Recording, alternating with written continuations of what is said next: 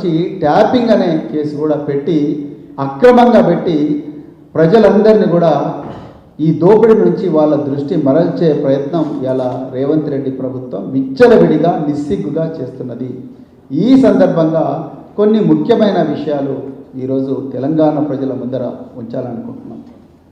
మొట్టమొదట మొన్న హరీష్ రావు గారిని, ఈరోజు మరి బీఆర్ఎస్ పార్టీ వర్కింగ్ ప్రెసిడెంట్, మాజీ ఐటీ శాఖ మంత్రి, మాజీ పరిశ్రమల శాఖ మంత్రి, మాజీ మున్సిపల్ అభివృద్ధి శాఖ మంత్రి కేటీఆర్ గారిని సంబంధం లేని ఈ ట్యాపింగ్ కేసుకు ఈరోజు జూబ్లీ హిల్స్కు పిలిపించడం, గంటల తరబడి విచారించడం, మొన్న హరీష్ రావు గారిని విచారించడం, ఇంకా కొంతమంది ఎమ్మెల్సీలను ఎమ్మెల్యేలను విచారించడం పూర్తిగా బీఆర్ఎస్ పార్టీ ఖండిస్తున్నది. నేను తెలంగాణ ప్రజలకు స్పష్టంగా ఒక రాజకీయ నాయకుడిగా మాత్రమే కాదు, ఒక మాజీ పోలీస్ అధికారిగా, గత 26 సంవత్సరాలు అదే డిపార్ట్మెంట్లో పనిచేసిన అధికారిగా కొన్ని విషయాలు తెలంగాణ ప్రజల ముందర ఉంచాలనుకున్నాం. మొట్టమొదటి, ఈ ట్యాపింగ్ అనేది నేరం కాదు అనేది తెలంగాణ ప్రజలందరూ కూడా గుర్తించాలి. ఈ ట్యాపింగ్ అనేది చట్టబద్ధమే అని చెప్పి స్వాతంత్రం రాంగమునుపే 1885 సంవత్సరంలోనే ఆనాటి బ్రిటిష్ పాలకులు ఈ ట్యాపింగ్ కోసం ఒక చట్టం రూపొందించారు.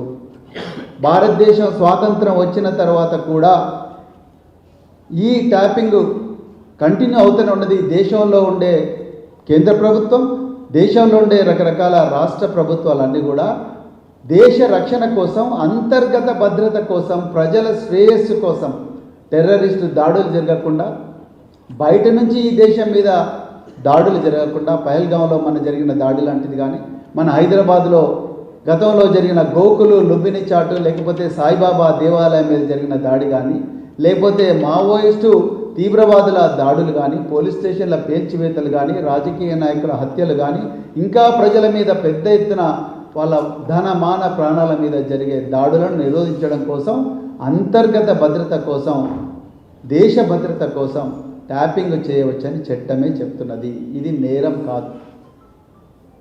ఆనాడు భారత ప్రధానమంత్రి గౌరవ మన్మోహన్ సింగ్ గారు పార్లమెంటు వేదికగా వారే చెప్పారు, ఈ ట్యాపింగ్ నేరం కాదు, దేశ రక్షణ కోసం ట్యాపింగ్ చేయవచ్చు అని వారు చెప్పారు.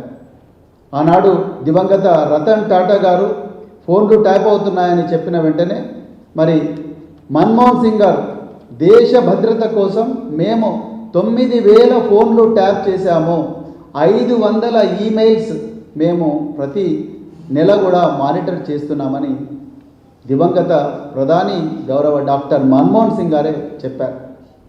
ఒక్కసారి మరి వారి వీడియో దయచేసి మీడియా వాళ్ళు చూపించాలి, తెలంగాణ ప్రజలకు తెలవాలి.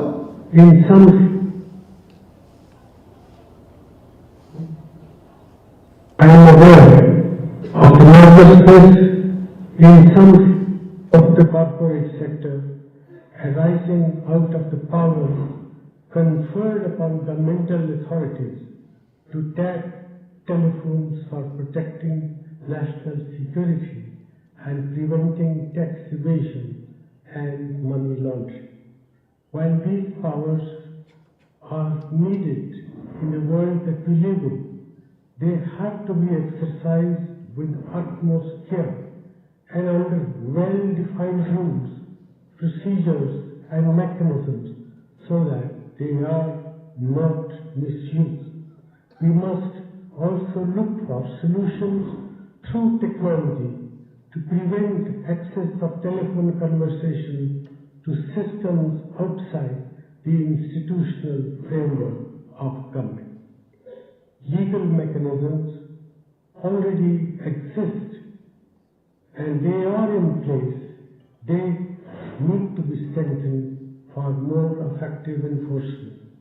I am asking the Cabinet Secretary to look into these issues and report back to the Cabinet within the next 1 year. మిత్రులారా, నాటి భారత ప్రధాని డాక్టర్ మన్మోహన్ సింగ్ గారు ఈ వీడియోలో పార్లమెంటు వేదికగా ఏం చెప్పిందంటే, టెలిఫోన్ ట్యాపింగ్ చెయ్యాలి, చేస్తేనే ఈ దేశంలో పన్నుల ఎగవేత, మనీ లాండరింగ్, అదేవిధంగా దేశ భద్రతకు ఏదైతే ముప్పు ఉందో ఆ ముప్పు నుంచి ఈ ప్రజలను కాపాడే అవకాశం ఉంటుంది. అట్ ది సేమ్ టైం ఈ ట్యాపింగ్ అనేది మరి దుర్వినియోగం కూడా చాలా మార్గదర్శకాలు చేయాలి అని చెప్పి గౌరవ మన్మోహన్ సింగ్ గారే మరి ఈ విషయాన్ని చెప్పింది. ఇంకా రెండవది, ఇక మన్మోహన్ సింగ్ గారు అంత స్టేచర్ రేవంత్ రెడ్డి గారికి ఉన్నదా లేదనేది నేను తెలంగాణ ప్రజలకు వదిలేస్తున్నా. కానీ ఈ ముఖ్యమంత్రి గారు కూడా ఢిల్లీ వేదికగా టెలిఫోన్ ట్యాపింగ్ తప్పు కాదు అని చెప్పి రకరకాల, ఇది సాక్షి పత్రికలో వచ్చింది, అదేవిధంగా ఆర్టీఓలో వచ్చింది, టెలిఫోన్ ట్యాపింగ్ తప్పు కాదు, టెలిఫోన్ ట్యాపింగ్ జరుగుతూనే ఉంటుంది అని చెప్పి ఈ ముఖ్యమంత్రి గారు కూడా చాలాసార్లు చెప్పిండ్రు, ఢిల్లీ వేదికగా చెప్పిండు. చాలా పత్రికల్లో కూడా ఇది ప్రచురితమైంది. 2020